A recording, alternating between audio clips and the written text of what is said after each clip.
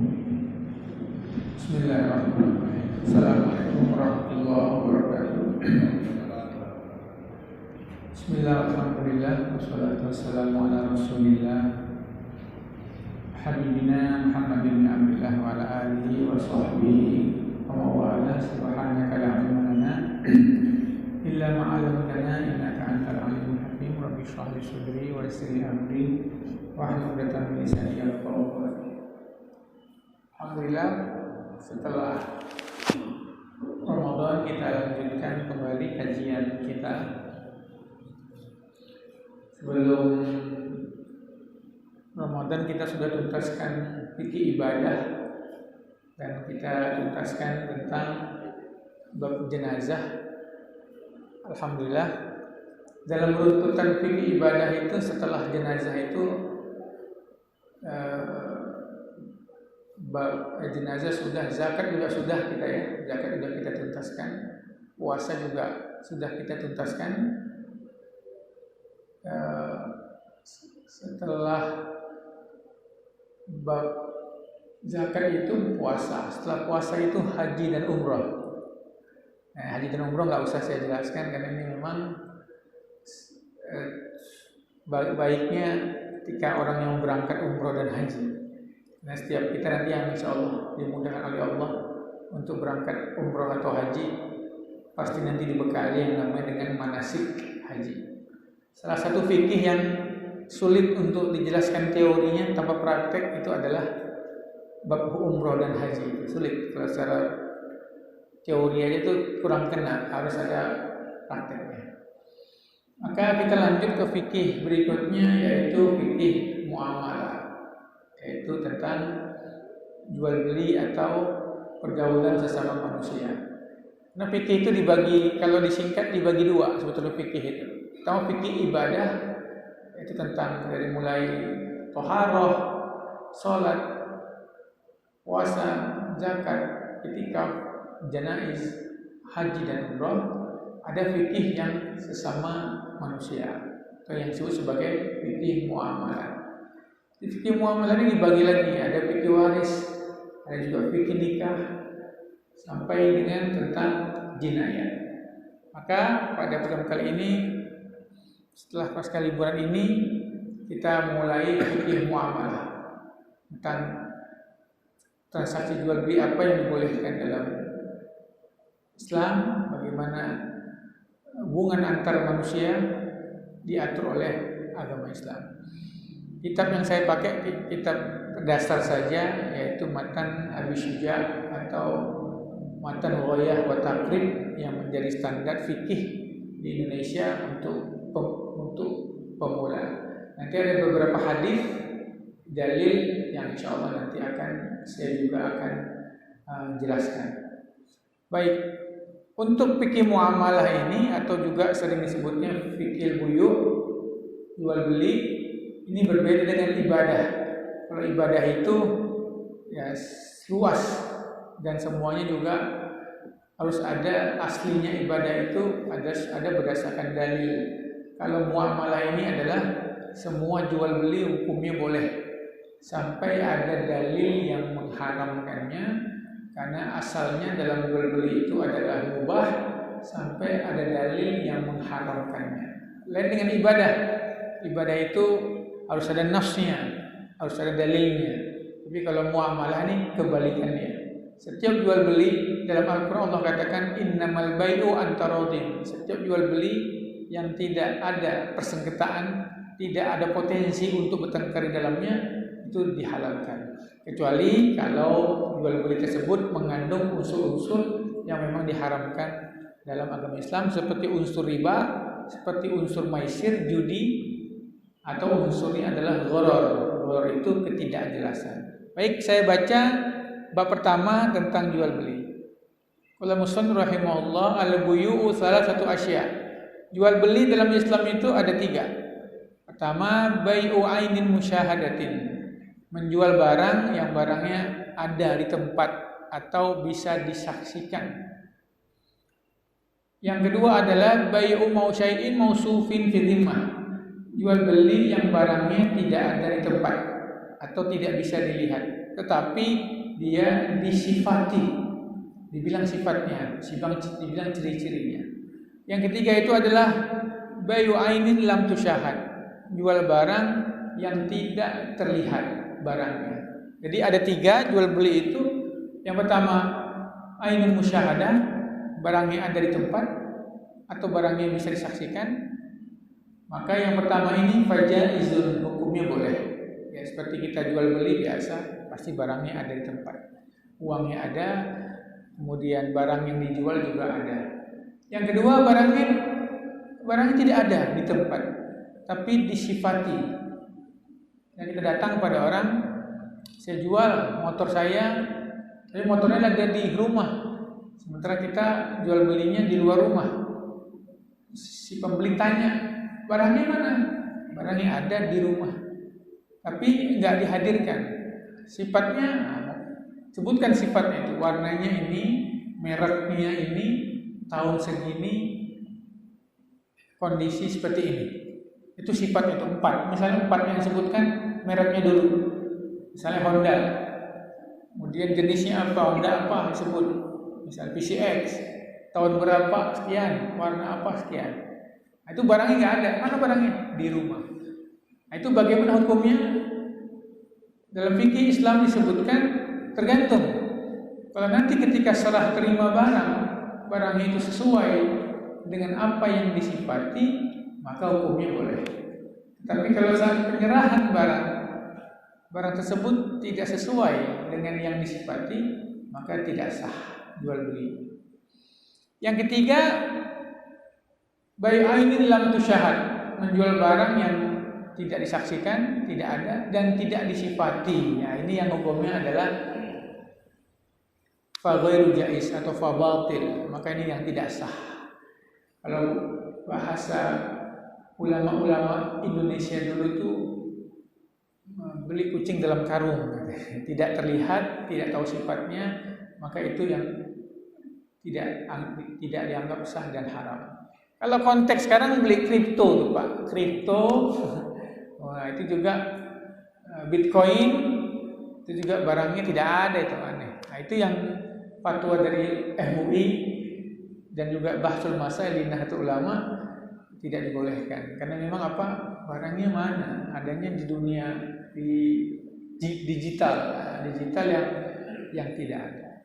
Nah kalau e-tol itu kan juga nggak ada, kita beli 100.000 mana ada digitalnya Pak, kita scan di tol nampak angkanya, nah itu kan ada dan langsung habis. Nah, jadi dalam Islam hanya ada 3 jual beli. Pertama, barangnya ada di tempat. Kedua, barangnya tidak ada di tempat tapi disifati. Kayak kita beli online, kita katalog. Nah, kalau kita beli online itu kita lihat, memang ketika kita pesan di Shopee itu atau di Tokopedia, barangnya nggak ada di tempat, tapi sifatnya ada. Ausofnya itu ada.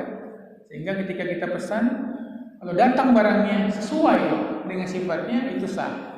Tapi kalau barangnya tidak datang sesuai dengan sifatnya, maka itu hukumnya haram, hukumnya adalah batil. Nah, yang ketiga itu yang barangnya tidak bisa dilihat sama sekali, itu juga tidak sah. Baik. Berikutnya beliau mengatakan wa yasihu bayu kulli tahirin muntafi'in bihi mamlukin. Nah, kemudian kita masuk ke syaratnya. Ya, rukun jual beli itu dalam Islam pertama ada 3 aja. Pertama mutabayyi'an, penjual dan pembeli. Itu ada syaratnya. Yang kedua adalah mabi', yaitu alat atau namanya barang yang dijual. Yang ketiga namanya as-saman.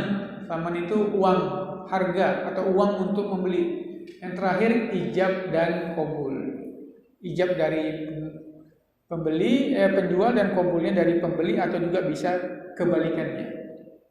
Yang kita masukkan pertama untuk al-aqidan atau mutabayyi'an, orang yang berjual beli. Dan Islam yang jual beli itu harus akil, baligh, kemudian juga dia juga harus udah akil, dia juga baligh, dan dia kalau sampai mengurus hartanya itu harus rasyid. Rasyid itu harus mengerti dalam jual beli. Kalau misalnya dia sudah balik, sudah akil, tapi dia tidak bisa dalam jual beli, itu juga ada beberapa transaksi jual beli yang tidak boleh diberikan kepadanya. Makanya dalam Al-Quran, kalau anak yatim, kalau seorang meninggal dunia, kemudian dia meninggalkan harta yang banyak, tapi ahli warisnya, anaknya masih kecil, nah, itu hartanya nggak boleh dikelola oleh anaknya. Walaupun anaknya pewarisnya, tetapi karena dia masih belum balik, maka belum boleh memegang harta orang tuanya. Sehingga wajib bagi pemerintah untuk menunjuk wali, yang wali itu mengelola harta warisan tersebut. Di surah An-Nisa Allah katakan, fa in anastum minhum rusdan fadfa'u ilaihi amwalahum. Kalau kamu udah merasa yakin anak almarhum ini, anak orang kaya ini sudah rusyd itu bukan balik saja, tapi mengerti mengelola keuangan, udah paham, baru berikan harta kepada anak yatim yang mendapatkan harta warisan yang banyak tersebut. Kalau kita masih ragu-ragu, wah anak ini belum, walaupun sudah balik 14 tahun, tapi kalau harta ayahnya diserahkan sama dia, boros ini atau belum tahu menggunakan uang dengan baik, jangan. Wali tetap bisa menahan, pemerintah menahan dulu sampai kira-kira anak ini sudah pintar dalam mengelola keuangan, baru diserahkan kepada dia. Itu syarat al-aqidah. Dia harus akil, balik, terus dia harus juga rusyd. Masalah agama gak ada masalah, mau muslim mau kafir boleh, dalam muslim mau non muslim gak ada masalah. Nah, merdeka itu juga syarat, karena hamba sahaya itu harus kembali kepada sayyidnya, harus izin kepada tuannya. Nah, seperti itu. Kemudian dalam keadaan sakit bagaimana? Kalau dalam keadaan sakit, apakah seseorang boleh melakukan transaksi jual beli ketika dia dalam keadaan sakit? Kalau sakitnya sakit biasa, nggak ada masalah.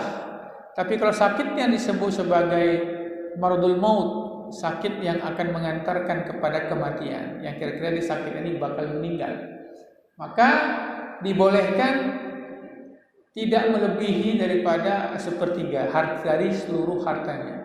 Jadi orang yang sudah sakitan yang sakitnya itu akan mendekati kematian, dalam Islam itu dia langsung dipegang hartanya oleh pemerintah, dipegang. Dia nggak boleh transaksi, hanya dibolehkan tidak melebihi daripada sepertiga. Kalau sepertiga ke bawah silahkan. Nah, kenapa seperti itu? Karena biasanya orang yang sudah dekat dengan kematian itu sedekahnya tuh apa bahasa kita tuh semangat. Sedekah itu semangat, ngejos semangat. Takutnya saking semangatnya nanti begitu meninggal nggak ninggalkan harta warisan bagi anak dan istrinya. Sementara dalam Islam itu menciptakan generasi yang baik, generasi yang mampu itu wajib. Dalam Al-Quran kan wal yakhshal ladina law taraku min khalfihim dzurriyyatan di'afa. Hendaknya orang-orang mukmin itu takut untuk meninggalkan generasi-generasi yang du'afa, generasi yang miskin. Nah, sehingga orang yang sakit dan dia udah tahu dia akan meninggal, dia dibatasi, bukan tidak boleh, tapi dibatasi dalam bertransaksi, dalam hartanya tidak boleh melebihi sepertiganya. Karena biasanya dia tuh bahasa Jawa tuh bahasa itu tuh ngejos, semangat, masih hidup, kasih, akhirnya anaknya, istrinya nggak dapat warisan ketika dia wafat. Baik, berikutnya syarat barang yang dijual. Syarat berikutnya tidak ada paksaan ya. Syarat berikutnya dalam jual beli itu tidak ada paksaan. Sekedar jual beli yang ada paksaan itu hukumnya adalah batil dan haram. Seperti kita lihat Pak, kalau paksaan itu kadang-kadang penipuan. Dulu marak itu di mall itu, nggak tahu sekarang. Dulu masih ingat saya. Jadi Bapak ditipu dengan undian. Oh ya, Bapak dapat hadiah katanya kan. Nebak Pak, itu Pak dapat hadiah. Begitu dapat hadiah, Bapak disuruh pilih hadiah yang mana. Begitu dapat ternyata Bapak suruh bayar. Nah, itu yang nggak boleh. Itu hukumnya adalah paksaan. Setiap jual beli yang di situ ada paksaan, maka itu tidak dibolehkan. Baik, sekarang kita masuk ke syarat barangnya. Tadi sudah syarat jual belinya sudah. Sekarang ke syarat barang yang dijual. Syaratnya adalah pertama tahir. tohir itu suci, maka tidak boleh menjual sesuatu yang sifatnya itu adalah najis. Kemarin yang jadi masalah tentang kopi luwak. Nah, kopi luwak itu kan kopi yang dimakan oleh musang, oleh luwak. Nah, itu diolah di perutnya, terus dikeluarkan sama dia, kemudian dicuci, lalu dibuat kopi. Apakah itu boleh atau tidak? Itu kan menjual kotoran. Ya, Majelis Ulama Indonesia berfatwa bahwa boleh, karena kotoran yang najis itu adalah yang ketika keluar dari bubur, baik itu binatang atau manusia, sudah hancur, bukan dalam bentuk yang asli.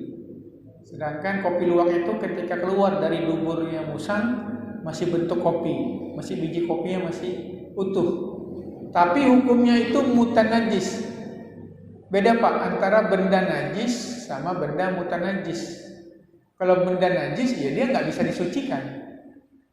Tapi kalau mutanajis, benda yang suci kena najis tapi bisa dibersihkan. Kalau ada manusia makan uang logam Pak, enggak, waktu kecil kan banyak anak-anak itu makan uang logam. Kemudian dia pup, keluar itu kerincingnya, uang logamnya. Uang logamnya najis apa mutanajis? Itu mutanajis, bukan najis. Mutanajis, cuci aja pakai air, suci dia. Nah, makanya kopi luwak itu boleh, karena ketika dia keluar dia bukan najis tapi mutanajis. Maka dicuci saja, kemudian silahkan dipakai. Kecuali kalau keluar dia udah dalam bentuk tinja, dalam bentuk udah hancur, nah itu hukumnya najis, nggak bisa dibersihkan lagi. Kalau dia keluar udah pecah-pecah, buang gitu. Tapi kalau masih utuh, itu maka boleh. Jadi syarat jual beli itu syarat barang yang dijual itu harus suci. Lalu bagaimana dengan orang yang menjual pupuk kandang misalnya, kotoran sapi, kotoran kerbau itu untuk pupuk? Maka dalam fikih Islam tidak boleh membelinya. Tapi kata ulama boleh. Namanya jual, belinya bukan beli, tapi upah. Jadi apa? Bukan bayar, tapi upah. Namanya urfuliyat, upah bawa. Upah membawa barang kotoran tersebut. Bapak yang beli pupuk kandang 1 karung, misalnya beli kotoran sapi atau kerbau 1 karung, jangan niat beli, tapi ngupahin yang bawain. Ini Pak ya, saya kasih uangnya bukan harganya ya, tapi upah bawanya. Itu begitulah. Kemudian muntafiin, harus bermanfaat. Nggak boleh memberi barang yang tidak ada manfaatnya. Kalau ulama dulu nyontohkan seperti jual serangga, kata ulama. Tidak sah jual serangga. Kenapa? Karena serangga itu tidak ada manfaat. Padahal tidak Pak. Sekarang jual serangga itu manfaat. Ada orang banyak beli serangga untuk makanan burung. Tapi makanya contoh ulama itu jangan dilihat. Itu kan ulama, itu kan di zaman dulu. Konteksnya itu dulu. Lagi katakan contoh yang gak bermanfaat itu membeli 2 butir gandum. Karena 2 butir gandum kan tidak ada harganya. Kayak kita jual 2 butir beras Pak, kan gak ada harganya. Jadi barang itu harus yang bermanfaat. Nah, sekarang bagaimana kalau serangga? Ya kalau serangga itu bermanfaat memang dan harga jualnya ada, dibeli. Kalau dulu enggak. Nah, di Arab aja Pak, mereka anggap itu telur ikan tidak bermanfaat. Padahal di kita itu telur ikan, wah di Padang mahal tuh Pak, di sederhana mahal itu, enak digulai itu. Jadi kami dulu, teman saya itu kalau lagi pengen telur ikan gampang Pak, datang aja ke jual ikan, pasar ikan di Arab. Dibuang Pak ikannya itu di tempat sampah. Jadi kadang-kadang kita datang, kita bilang ada ikan yang belum dibelet nggak? Ada. Telurnya jangan buang ya. Itu apa nih? Saya minta. Wah, orang Indonesia nih Masya Allah. Apapun tidak selamat katanya kita. Karena mereka nggak tahu Pak ya, telurnya dibuang, kepala kakap itu dibuang Pak, kepala tuna. Ikan tuna kan segini Pak besarnya, ikan tuna yang merah itu segini. Kepalanya dibuang Pak. Jadi mereka hanya dagingnya aja. Atau itu kalau diambil pakai jeruk nipis, wah kayak di pinggir surga rasanya. Dia nggak tahu, Maka itu Gus Dur waktu kuliah di Al Azhar itu suka suka ngambil kepala ikan. Kata orang Mesir, untuk apa kepala ikan? Gus Dur kan malu juga Pak. Kalau kata Gus Dur, ini untuk makan, dia aja. Kata Gus Dur, saya punya kucing. Saya punya kucing di kos, kata Gus Dur. Oh ya udah, ambil nih.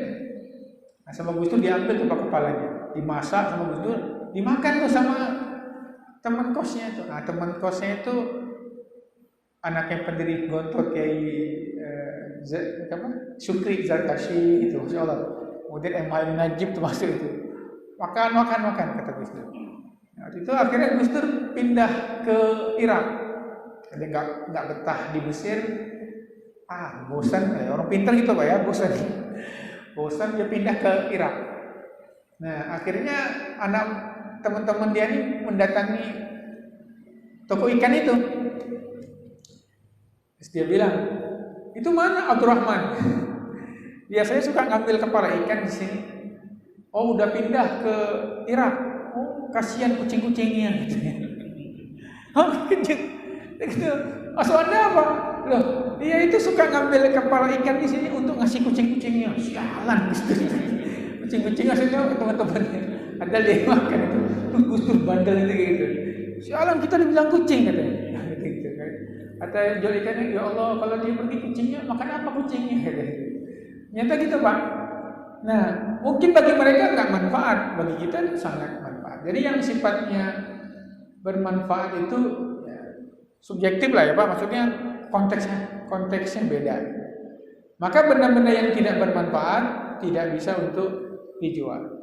Kemudian mamlukin, yang ketiga itu benda yang kita jual itu harus yang kita miliki. Kata Nabi, la tabi' ma laysa indak. Jangan kau menjual barang yang kau tidak punya. Nah, itu yang tidak dibolehkan bagi kita yang sifatnya itu suka broker atau suka apa ya? Kita misalnya lihat barangnya belum kita beli, tapi udah kita tawarkan sama orang, itu nggak boleh dalam fikih Islam. Nah, kita misalnya lihat barang ini, kita belum beli, kita lihat di toko barang ini harganya 200.000, kita tahu ini langka, lalu kita foto di toko orang, kita foto barang itu di toko orang, terus kita masukkan ke Instagram atau WA, kita bilang yang mau 300.000 gitu. Nah, orang pun senang, oh iya barangnya ada, transfer dulu, orang pun transfer 300.000, kita ambil, kita beli toko 200.000. Itu yang nggak boleh Pak, karena saat kita tawarkan barang itu bukan milik kita, tapi milik orang. Kecuali bagaimana caranya, beli dulu itu barangnya, baru kita foto. Atau kita datangi yang jual, Pak, ini harganya 200.000 ya? Iya. Saya cari ya pembelinya, tapi saya jual 250 Pak, 50 buat saya. Kata si penjual, oke, silahkan pasarin, boleh. Itu sebagai wakilnya berarti, boleh. Tapi kalau nggak ada bilang, nggak ada apa, kita main foto aja, nah ini namanya modal iklan aja, itu dalam Islam tidak dibolehkan. Dalam fikih Islam tidak dibolehkan. Kata Nabi, jangan kau jual apa yang kau tidak miliki. Dalam dunia saham, kalau yang biasa main saham itu pasti kayak gitu Pak. Ada saham yang kira-kira akan naik atau turun, broker ini tahu, ini saham bakal naik. Terus dia ngomong ke sesama pemain itu, saya beli dah. Misalnya, ini mau dijual, ya udah saya beli ya, tapi dia belum bayar tuh. Ya sudah, begitu dia belum bayar, tapi dia udah pasang lagi ke tempat yang lain. Ternyata dibeli langsung dibayar. Nah, itu yang nggak boleh. Miliki dulu barang itu, baru kita boleh menjualnya. Kalau masih belum kita miliki barang tersebut, maka itu yang tidak dibolehkan. Seperti orang kadang-kadang juga pinjam uang. Pak, saya pinjam uang. Berapa pinjamnya? 2 juta Pak. Ngapain? Mau beli mesin cuci. Ya sudah. Nah, kalau kadang-kadang yang jual ini ya baik ya, tapi saya maunya murabahah. Murabahah itu berarti saya ngambil keuntungan. Berarti yang 2 juta, yang peminjam ini, duit 2 juta ini, dia tanya, Anda mau minjam uang saya berapa? 2 juta. Untuk mau beli apa? Beli mesin cuci merek apa? Sharp misalnya, atau panas, atau apalah merek Sharp misalnya. Baik, Sharp itu barangnya mana? Ini barangnya. Langsung orang yang tadi datang ke toko, dibelinya dengan 2 juta. Ini saya beli ya, 2 juta. Kemudian mesin cuci tersebut baru sama dia dijual 2,5 juta. Nah, ini yang disebut adalah murabahah. Itu dibolehkan. Yang nggak boleh adalah, pinjam uang sama saya ya, berapa? 2 juta Pak, ngapain? Beli mesin cuci Sharp itu. Ayo udah, ini saya kasih 2 juta ya, tapi nanti balikinnya 2,5 juta. Nah, ini riba namanya. Itu yang berbedanya itu antara riba dan murabahah itu di situ. Oke, kalau Bapak datang ke bank syariah,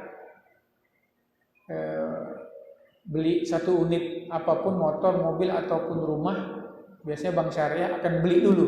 Dibeli, mana rumahnya Pak? Rumah ini. Oke, langsung bank syariah membeli rumah itu sama developernya, nanti baru rumah itu dijual ke Bapak dengan cara murabahah. Nggak mungkin dikasih, ini Pak duitnya, silakan beli sendiri. Dia nggak akan mau itu, karena itu nggak boleh. Nah, itu perbedaan. Jadi barang tersebut harus barang yang dimiliki.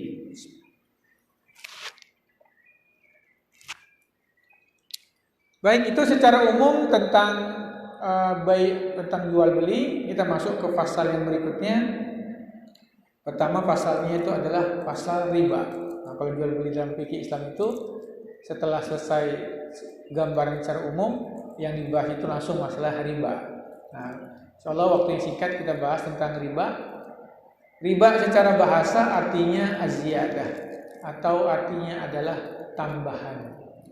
Riba terbagi 2, ada riba namanya riba jahiliyah, ada sebut riba itu riba Madinah. Pertama itu riba jahiliyah. Riba jahiliyah ini riba yang sudah ada sejak zaman, dan orang jahiliyah paling senang menggunakan ini. Dan ini riba yang sudah dilarang oleh Allah, bahkan pada syariat Yahudi.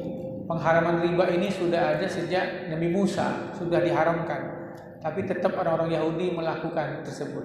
Dan pada masa jahiliyah ini paling galak, paling senang dilakukan oleh orang-orang Arab. Riba jahiliyah ini adalah riba dari hutang piutang, mengambil keuntungan dari hutang piutang. Ini disebut sebagai riba jahiliyah. Kalau riba Madinah itu Nabi mendapatkannya ketika beliau hijrah ke Madinah. Riba ini modelnya bukan hutang piutang Pak, tapi dari pertukaran barang, barter. Jadi kalau riba jahiliyah itu, atau sebut juga riba akbar namanya, disebut juga riba akbar, riba paling besar. Nah, itu adalah riba yang terjadi karena utang piutang, mengambil bunga, keuntungan dari utang piutang. Kalau riba Madinah yang Nabi dapati di Madinah, itu ribanya bukan utang piutang, tapi barter, pertukaran barang, lalu mengambil pertukaran barang dari barang yang sama, kemudian mengambil keuntungan dari pertukaran tersebut. Baik, kita bahas dulu yang pertama. Sebagai riba jahiliyah ini, riba akbar ini adalah riba hutang, ini adalah ketika orang meminjamkan, dalam fikih disebutkan, ketika orang meminjamkan uang kepada orang, kemudian jatuh temponya, misalnya saya pinjamkan uang 5 juta kepada seseorang, dan saya kasih temponya 5 bulan misalnya. Setelah datang 5 bulan, sudah jatuh tempo, saya bilang ini, bayar nggak? Kalau bayar, tidak ada bunga. Tapi kalau belum sanggup, saya kasih tempo, tapi saya minta bunga. Nah, itu disebut sebagai riba akbar atau riba jahiliyah. Semua ayat Al-Quran yang bercerita tentang riba, itu riba yang itu Pak, riba yang hutang. Jadi kata Ibnu Abbas, pada masa jahiliyah, riba kami itu caranya, ketika hutangnya sudah jatuh tempo, kami bilang, idfa, bayar, auzid, atau saya beri tempo, tapi Anda memberi bunga. Itu yang disebut sebagai riba akbar atau riba jahiliyah. Ini yang dosanya yang dalam Al-Quran itu banyak sekali, mengerikan sekali. Ya, Masalul ladzina ya'kulu riba la yaqumuna illa kama yaqumul ladzi yatakhabbatu syaitanu minal mas. Orang yang biasa makan harta riba itu, rentenir itu, nanti di hari kiamat dikumpulkan di padang mahsyar itu seperti orang yatakhabbatu syaitan, seperti orang yang kerasukan setan, seperti orang yang kemasukan jin, Pak. Itu. Karena minal mas gitu. Yamhaqullahu riba wa yurbis shadaqat. Allah pasti menghancurkan riba dan Allah akan menguntungkan, memberi untung kepada sedekah. Halallahu al-bai'a wa harrama riba. Allah menghalalkan jual beli dan mengharamkan yang namanya riba. Dalam hadis termasuk kategori 7 dosa yang menghancurkan dan mencelakakan. Ya, disebut sebagai kabair, dosa besar. Ada 7 itu. Durhaka kepada orang tua, sihir, berzina, membunuh. Di antara nomor 4 itu adalah riba. Orang yang memakan riba. Sama hukumnya yang memberi ribanya, yang menulisnya, yang saksinya. Kata Nabi, la'anallahu akhir riba. Allah melaknat yang makan riba. Wa muwakkilahu, yang mewakilkannya, wa syahidaihi, yang menyaksikannya, wa katibahu, yang nulisnya juga. Sama semua. Kata Nabi, hum fihi sawa. Mereka sama semua. Nah, cuma ada satu hadis, Pak, yang paling serem tentang riba, tapi populer, tapi saya termasuk dari orang-orang yang meragukan kesohihan hadis tersebut. Secara sanad sahih, tapi kalau isi kayaknya ngeri kita. Yaitu hadis yang mengatakan bahwa riba itu 70-an pintu, 70-an cabang. Yang paling rendah dosanya dari riba itu adalah seperti orang menzinai ibunya. Dan yang paling tinggi dosanya adalah merusak kehormatan seorang muslim. Nah, ini aneh, Pak. Ini aneh. Kenapa? Seolah-olah menganggap remeh menzinai ibu itu. Nah, ini yang menjadi permasalahan. Pertama, hadis ini tidak diriwayatkan oleh Imam Bukhari dan Muslim. Diriwayatkan oleh ulama-ulama ashabus sunan, Tirmidzi, Nasai gitu. Sehingga ada seorang ulama dari Arab Saudi, saya lupa namanya, dia bikin disertasi pada doktornya di Riyadh ya. Di Riyadh itu Jamiatul Imam, Universitas Imam Ibnu Saud Muhammad bin Wahab ya. Itu membuat suatu disertasi tentang hadis yang mengatakan bahwa dosa terendah dari riba itu adalah seperti orang menzinai ibunya. Dia bermasalah ini. Sedangkan dosa yang terberat dari riba itu seperti orang melecehkan atau merusak kehormatan kaum muslimin. Padahal secara logika menzinai ibu itu jauh lebih besar dosanya daripada merusak kehormatan seorang muslim. Kan aneh itu. Riba itu 70-an cabang. Yang paling rendah dosanya seperti menzinai ibu, yang paling tinggi dosanya sama seperti merusak kehormatan muslim. Aneh ini. Lalu dia selidiki, Pak, dengan luar biasa. Akhirnya dia membuat kesimpulan bahwa hadis tersebut palsu dan dhaif, tidak bisa dijadikan hujah. Ini saya sering sampaikan kepada bank-bank syariah, kepada pegiat-pegiat bank syariah, tapi nggak ada yang terima, Pak. Saya bilang tolonglah, ini masa riba sama menzinai ibu, parahan zinai ibu lah, masa itu dosa parah benar itu. Riba dengan menghormati merusak kehormatan kaum muslimin, masa lebih besar dosanya daripada merusak kehormatan muslimin? Nggak bisa. Tapi mereka tidak bisa. Makanya bilang, Ustaz, ini yang paling keren katanya, supaya lebih produk kita lebih mantap ini kalau pakai hadis ini gitu. Nah, itu yang saya termasuk daripada orang mengikuti, ya bukan saya, mengikuti ulama yang tidak mensahihkan hadis yang saya bacakan tadi. Baik. Yang kedua, Pak, riba Madinah. Nah, riba Madinah ini bagaimana? Barter barang, menjual barang, yang barang itu mempunyai unsur ribawi. Unsur ribawi itu dua, Pak, yaitu makanan atau mata uang.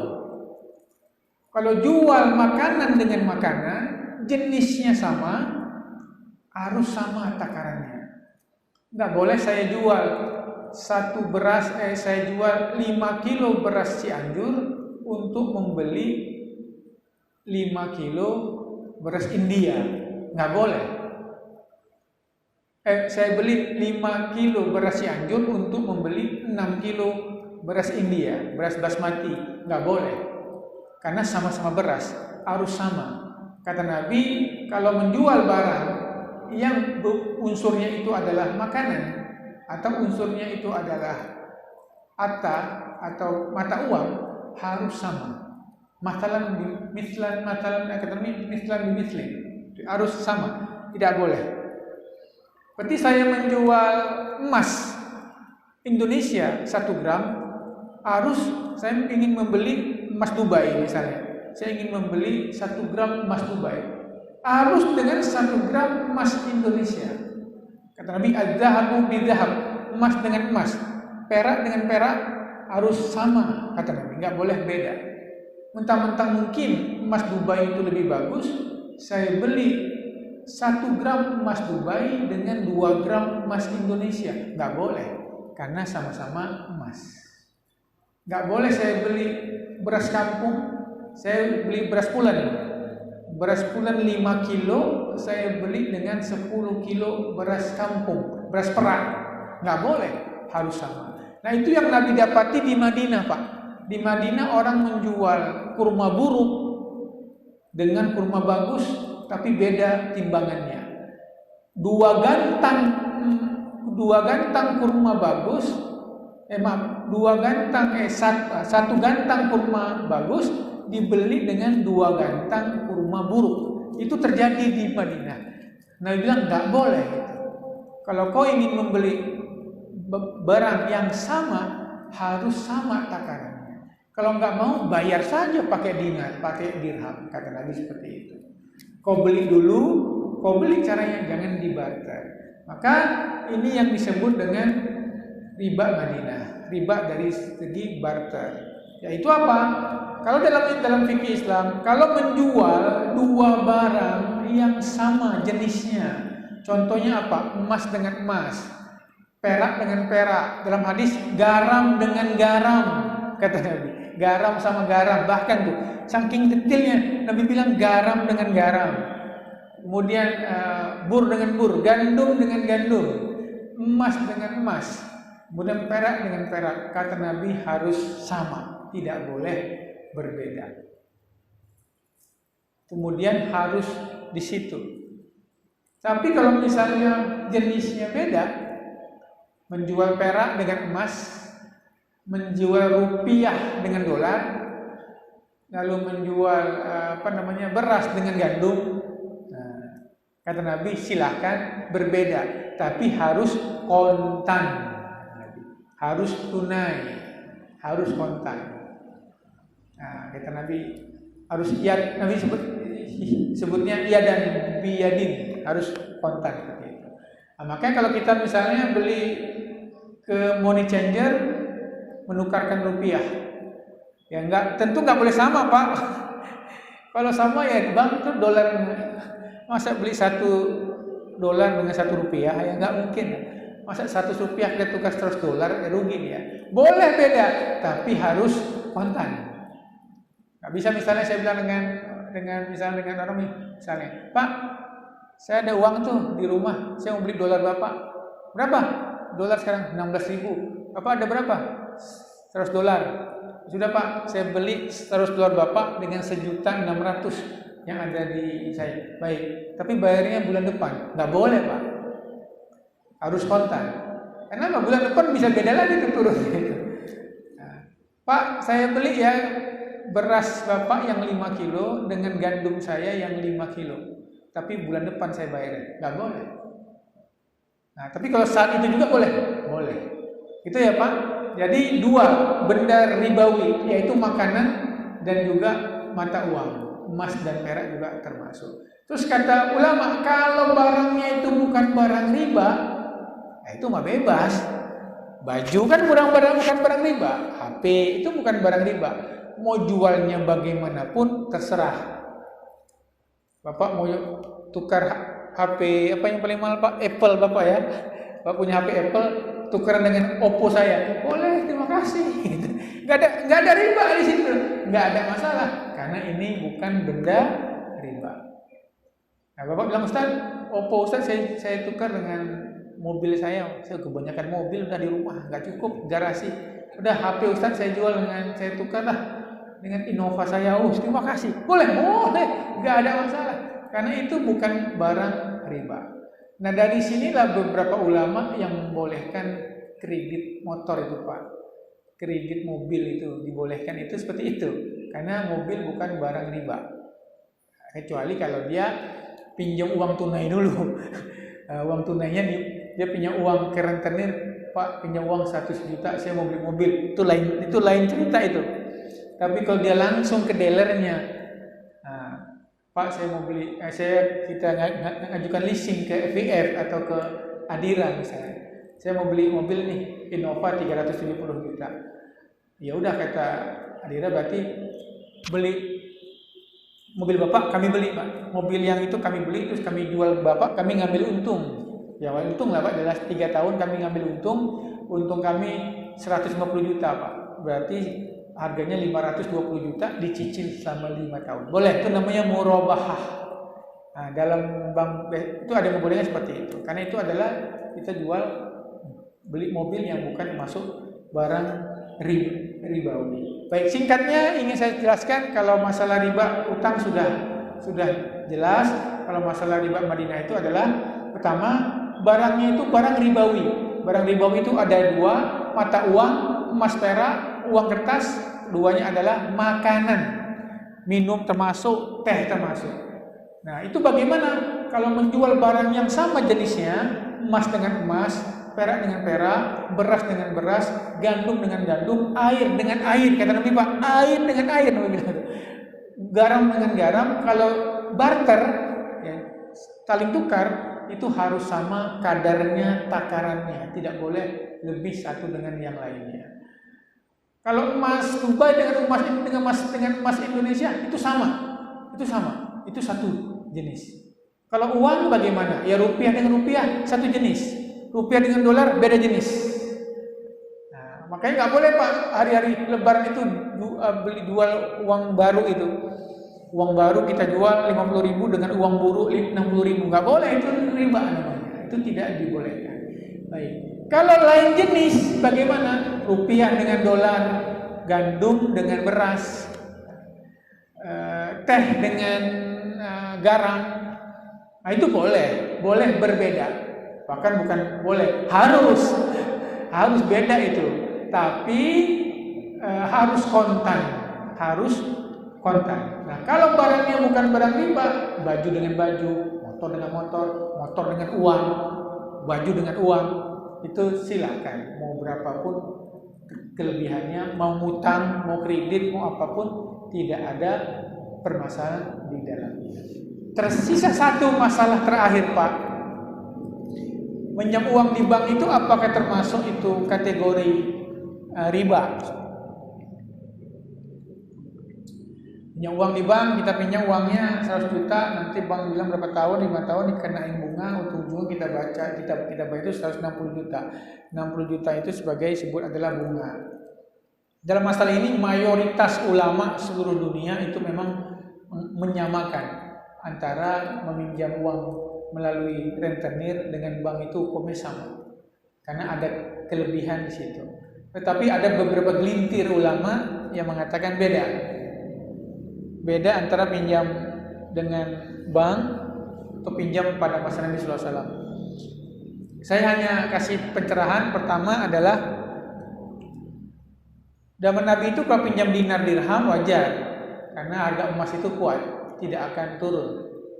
Tapi kalau kita pinjam uang kertas itu pasti turun. Kalau kita pinjam duit orang 10 juta tahun 2024, 10 juta, kita bayarnya 2026 dengan sama 10 juta.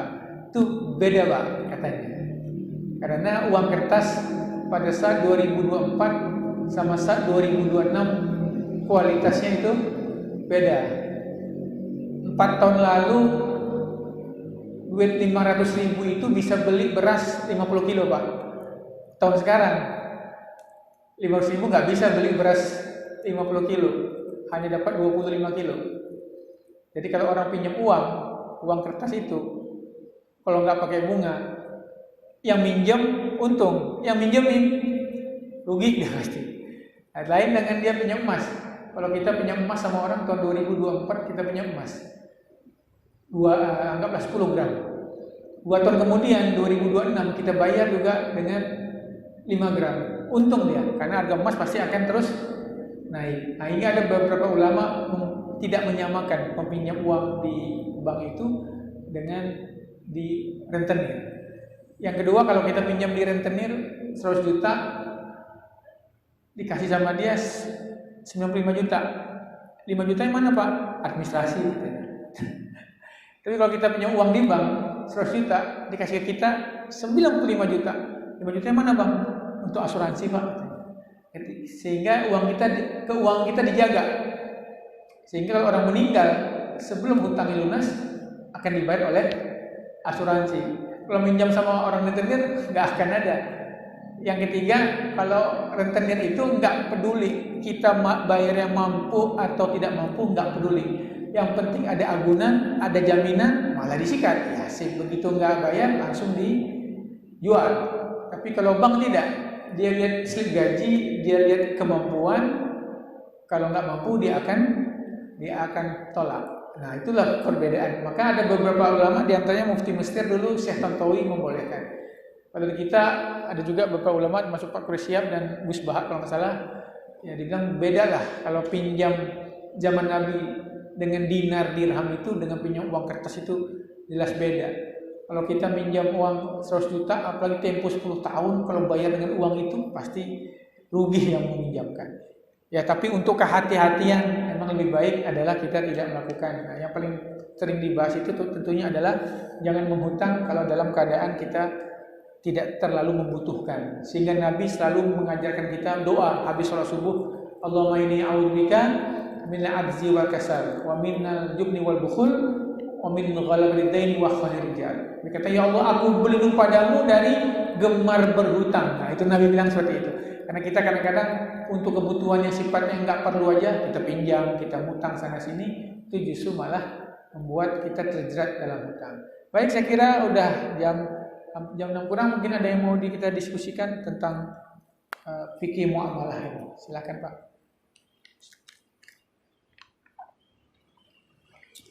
Tat, saya ada pertanyaan beberapa, Tat. Sama aja ya Pak? Sama aja kan pakai ini? Enggak, ini buat ke rekaman. Oh ya. Okay. Pertama, soal yang tadi jual beli. Kalau dulu saya pernah dengar kita beli emas dengan uang, itu boleh. Tapi kalau dengan cara mencicil nggak boleh. Atau bagaimana, Tat?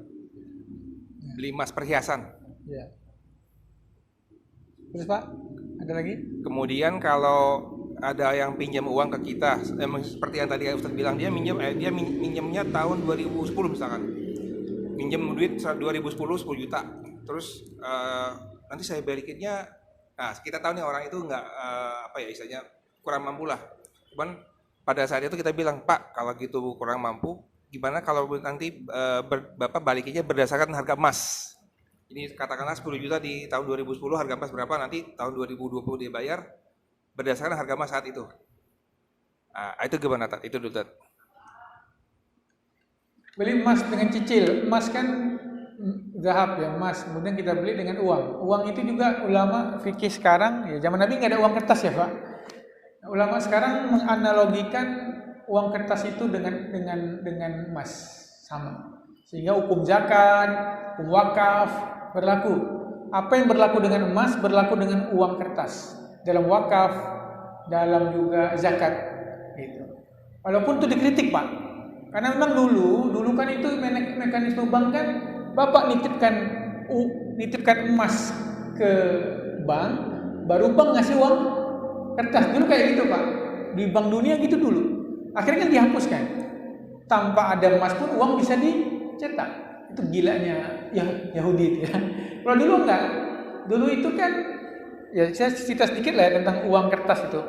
Dulu kan transaksi kan pakai emas dan perak itu ruwet. Seorang nyimpan emas di rumahnya, akhirnya orang karena takut emasnya itu hilang, dicuri. Akhirnya Yahudi bikin bank penitipan emas. Nah, datang orang nitip emasnya, nanti dikasih surat. Ini tanda Anda punya uang di sini. Nah, akhirnya lama-lama dulu bayar ya Pak, kita nitipkan emas kita di bank dulu kita bayar. Dulu sekali itu bayar. Karena upah nyimpan. Lama-lama bank ini pintar. Wah, uang ini di sini nih, emas ini di sini. Saya putar aja. Nah, terbalik. Yang naruh duitnya kami nggak usah bayar, kami kasih duit. Nah, seperti itu.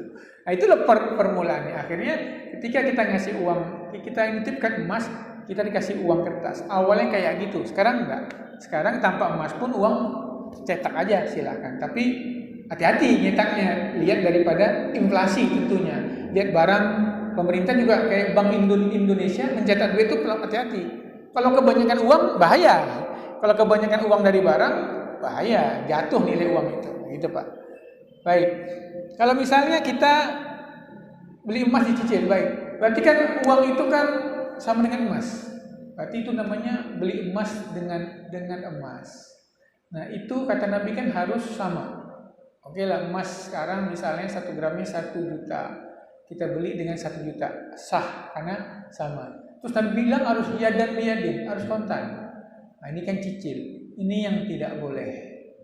Nah, ini yang tidak dibolehkan. Tapi fatwa dari Badan Pengawas Syariah itu boleh, Pak. Makanya kalau Bapak mau beli emas nyicil di bank di BSI boleh. Dibolehkan sama mereka. Yang penting harganya sudah dipatok dan tidak ada flat dia. Nah, itu dia mengambil pendapat dari ulama yang membolehkan. Karena yang penting sudah dipatok. Bapak datang ke BSI misalnya atau kita datang beli emas misalnya, berapa emas ini? 5 gram. Berapa kita patok? Saya mau beli 5 gram. Oke, 5 juta. Ya udah, saya cicil ya selama setahun berarti 500.000. Nanti tengah jalan kalau terjadi gonjang-ganjing harga naik turun, kita tidak terpengaruh. Flat. Itu Badan Pengawas Syariah membolehkan itu, Pak. Silakan. Nah, itu namanya boleh. Kalau misalnya dia itu tidak flat, itu yang tidak dibolehkan. Nah, sama pinjam 10 juta. Berapa lama ini baliknya 3 tahun. Itu bagus, Pak. Bapak siasati dengan harga emas.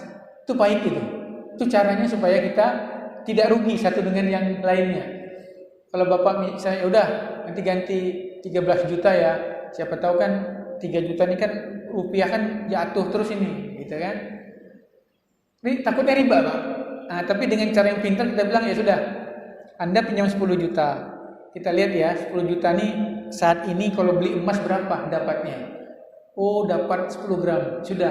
Nanti 3 tahun lagi Anda bayar saya jangan 10 juta, tapi harga 10 gram emas. Keren, Pak. Itu bagus supaya kita menghindari daripada riba tadi. Nah, seperti itu. Baik. Lanjut, Pak.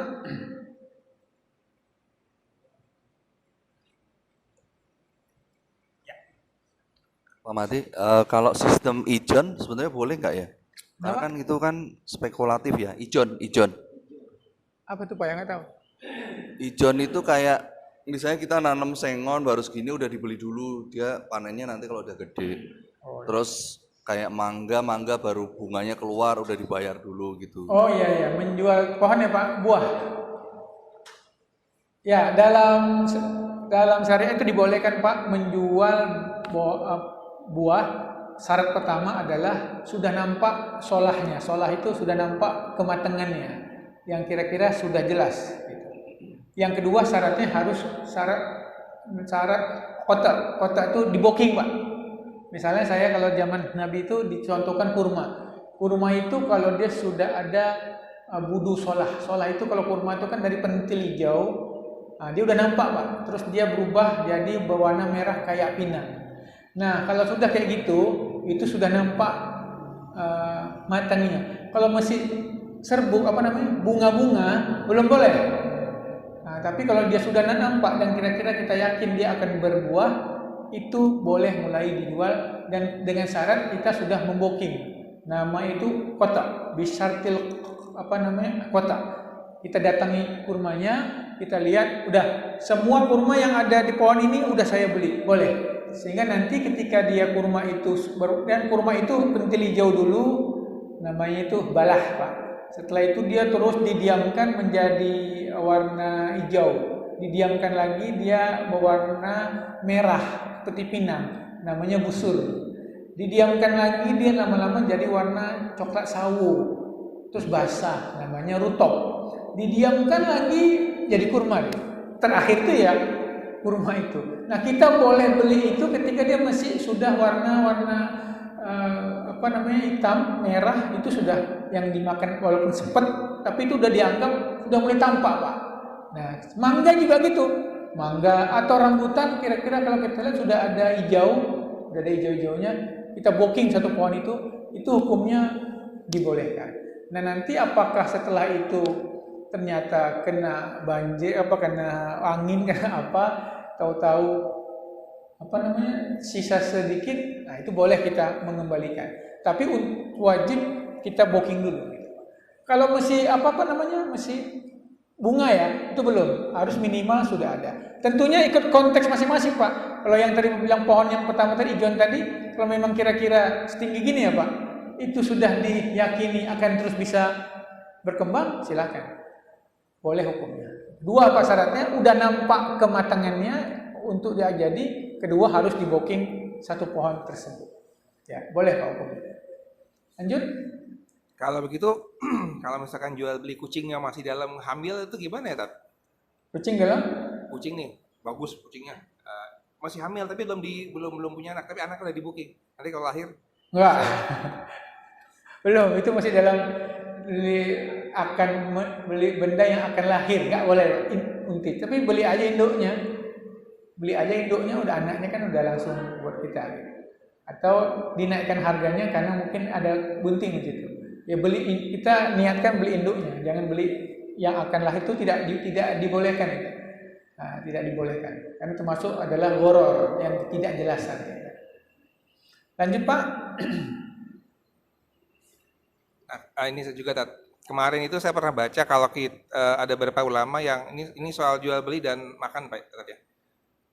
Benda yang menjijikan atau makanan yang menjijikan. Kan menjijikan itu tidak semua apa kata dia itu menjijikan, kita enggak gitu loh. Nah, kayak misalkan kemarin saya baca bekicot atau apa ya yang enggak boleh dimakan. Nah, beberapa orang kan menghalalkan. Nah, kalau itu ini mungkin pertanyaan saya dari segi halal dan jualannya. Gimana Tat? Makanan yang menjijikan. Dalam mazhab Imam Syafi'i, jijik tidak jijik itu kata beliau dikembalikan kepada tabiat orang Arab. Walaupun ini dikritik ya Pak. Ya, dalam mazhab Imam Syafi'i ingin saya katakan, kan kita diharamkan makan yang menjijikkan. Standar menjijikkan itu apa? Kata di mazhab Syafi'i disebut kembali kepada tabiat orang Arab. Nah, padahal banyak sekali binatang yang nggak ada di Arab, tapi ada di Indonesia. Gitu. Makanya itu tidak bisa jadikan patokan, sehingga terjadilah perbedaan pendapat. Jadi menjijikkan itu sifatnya tidak jelas Pak, tidak bisa. Kecuali kalau di Al-Quran bilangnya itu khobais itu suatu yang buruk, tidak faedah, banyak kuman, itu oke, semua kita mau orang Arab orang apa juga sama. Ada orang Arab Pak ditunjukin ikan teri Medan geli, padahal mahal bener Pak teri Medan itu. Kalau di Solaria mahal nasi goreng teri Medan, kata kecil sekali kan, ini kira-kira dia belatung, waduh enak gitu kan. Jadi nggak bisa disandarkan jijik itu kepada orang Arab, itu jelas tidak bisa. Nah, tapi kenapa Imam Syafi'i bilang seperti itu? Karena Nabi pernah di hadapannya itu sahabat makan kadal gurun, dog, namanya itu dog Pak, kadal gurun. Kadal gurun itu bukan biawak Pak ya, dia kadal hitam, agak besar dari kadal-kadal kecil, itu besar segini kadalnya. Nah, itu ditangkap sama Khalid bin Walid, terus dibakar. Terus Nabi ditawarin, Nabi tidak. Kenapa? Aku nggak pernah lihat itu di negeri saya, katanya. Padahal Nabi sama Khalid itu sama orang Mekah kan. Nabi aku nggak pernah lihat itu. Nah, Nabi nggak mau makan tuh kan Nabi jijik. Karena Nabi apa? Nggak mau. Kayaknya nggak pernah di kaum saya itu kayaknya nggak pernah makan yang seperti ini. Tapi Nabi nggak mengharamkan, Pak. Nabi diam. Terus kata sahabat, haram Rasulullah. Enggak, makan aja, saya enggak. Nah disinilah akhirnya para ulama itu menganggap kalau ada menjijikkan itu sifatnya tidak jelas, ya bagi yang merasa jijik, ya nggak usah makan lah. Nah, tapi bagi yang tidak jijik, ya silahkan. Bekicot Pak, bagi kita yang jijik, jangan. Kalau kita jijik, jangan. Tapi bagi yang merasa nggak jijik, ya silahkan. Makanya halal haram ini sifatnya nggak ada yang jelas kecuali babi, Al-Quran bilang. Terus bangkai, terus binatang yang burung yang mempunyai kuku yang menyambar mangsanya, elang, raja wali, garuda itu jelas haram. Kemudian Siba itu binatang buas, harimau, singa itu Al-Quran jelas. Terus mempunyai taringnya itu untuk dia memangsa dan menggigit mangsanya itu jelas. Nah, yang lainnya itu beda-beda pendapat Pak. Bapak nggak usah heran kalau ada yang membolehkan kucing, yang penting disembelih. Astagfirullah. Kan aneh-aneh tuh, pendapat tuh aneh-aneh. Jangan heran kalau ada yang menghalalkan ular Pak. Ada yang menghalalkan ular. Ada yang menghalalkan ular, ada Pak. Ada yang menghalalkan ular, ada. Tapi banyak yang mengharamkan. Kalau Imam Syafi'i paling banyak yang cocok sama kita ini pendapat Imam Syafi'i. Kata Imam Syafi'i, hewan yang sunnah dibunuh haram dimakan. Ular kan sunnah dibunuh Pak, maka haram dimakan. Tikus haram dibunuh, maksudnya sunnah dibunuh. Tikus kan sunnah dibunuh. Karena kata Nabi itu perusak. Karena dia sunnah dibunuh, berarti dia haram dimakan. Burung gagak itu bunuh kata Nabi SAW. Sunnah kita bunuh burung gagak itu, berarti haram dimakan. Cicak, tokek itu kan sunnah dibunuh itu, karena merusak, berarti haram dimakan. Setiap binatang yang sunnah dibunuh haram dimakan. Nah kata Imam Syafi'i lagi sama, binatang yang haram dibunuh haram dimakan. Jadi yang haram dibunuh sama yang sunnah dibunuh haram dimakan. Nabi melarang kita membunuh kucing karena itu binatang yang baik, berarti haram juga kita memakannya. Nabi mengharamkan kita membunuh kodok Pak. Kodok itu binatang yang bertasbih, berarti memakannya juga ya haram juga karena dia haram untuk dibunuh. Itu standar Imam Syafi'i. Ulama lain enggak Pak. Ada yang mengatakan selama enggak ada di Al-Quran larangannya, selama itu ya udah halal saja, apa saja boleh. Itu Pak. Makanya terjadi perbedaan dalam masalah kayak misalnya bekicot, bagi yang jijik ada bagi Pak apa? Kalau mati lampu itu laron. Saya orang Melayu ya jijik, tapi orang di sana tuh buat peyek Pak. Ya kan? Kriang, Bapak nggak tahu kriang ya? Kriang itu dia bunyi Pak, keliling-keliling. Itu kalau suka masuk ke kipas angin tuh. Nah itu kalau orang Kalimantan bilangnya kriang. Kalau hujan tuh banyak Pak, dia nempel dinding, ngingung dia bunyi. Itu kita jijik. Orang Dayak Pak, orang Dayak itu digoreng kayak udang Pak rasanya, enak. Nah jadi itu yang itu wajar. Maksud saya gini, wajar terjadi perbedaan. Yang disepakati itu ya babi, tadi binatang buas itu disepakati. Bahkan ada ulama itu membolehkan buaya Pak, itu heboh di YouTube itu. Ya Allah buaya, ngapain difatwa-fatwakan gitu kan? Ada ulama bilang buaya itu ada yang memfatwakan boleh halal. Itu ngapain dibilang itu Pak? Untuk apa kita ngomong kayak gitu?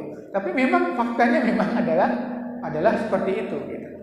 Ikan di laut itu halal semuanya, sepakat itu. Tidak ada yang mengharamkan. Nah kalau yang nggak jelas diantaranya itu kayak apa Pak? Yang itu apa? Binatangnya ada tempurungnya itu, kura-kura. Nah itu wajar Pak. Kalau terjadi perbedaan itu wajar. Hidup di dua alam misalnya, kayak kepiting. Itu jujur itu kita. Kepiting itu, kalau kita mau jujur di mazhab Imam Syafi'i, nggak boleh memakan binatang yang hidup di dua alam. Nggak boleh Pak, jujur itu. Cuma kan enak Pak begitu itu kan enak itu. Enak dan juga gizinya bagus. Banyak ulama kita kiai-kiai itu ikut pendapat yang lain. Karena kalau mau jujur ke fikih Syafi'i, hewan yang hidup di dua alam, kepiting batu itu nggak boleh. Karena apa? Dia hidup. Kecuali kepiting yang hanya bisa hidup di satu tempat Pak. Ada kepiting itu dia bisa hidup tempat. Kalaupun dia ke darat, dia hanya sebentar aja. Dia nggak bisa lama. Dia harus ada lagi yang kuatnya tuh di darat. Dia di laut hanya sebentar. Nah, itu boleh. Tapi ada kepiting, dia bisa bertahan lama di darat, dia bisa bertahan lama di laut. Itu kalau jujur pakai mazhab Imam Syafi'i haram, nggak boleh. Dalilnya mana? Nggak ada memang. Ini nggak ada di dalilnya. Nah sehingga kiai tahu, oh ini kan nggak ada dalilnya. Enak pula rasanya, wis makan, boleh aja gitu. Jadi ya bisa goyang lah ya Pak, kalau pada binatang-binatang yang masih belum jelas. Baik. Kita selesai ya Pak. Baik, kita tutup doa dengan kafaratul majlis. Subhanallah wa bihamdika asyhadu an la ilaha illa anta astaghfiruka wa atubu ilaik. Assalamualaikum warahmatullahi wabarakatuh.